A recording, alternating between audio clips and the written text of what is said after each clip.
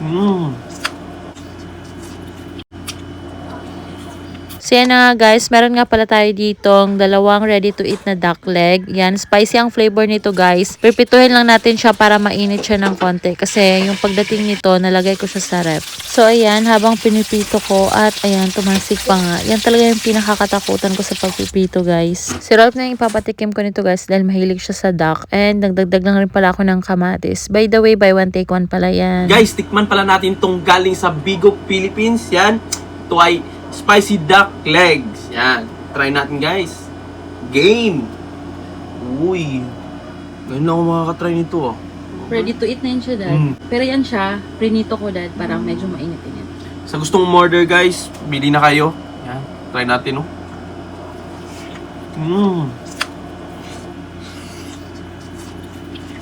Nabungkag. Sobrang lambot ba yun?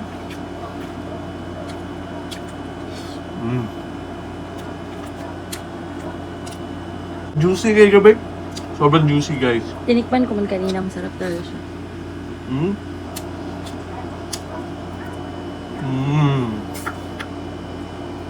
Tanggal agad ang buto, no?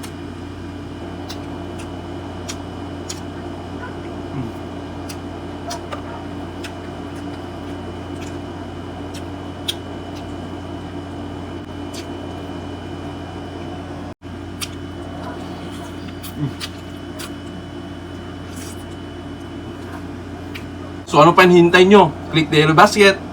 Thank you mga karoka.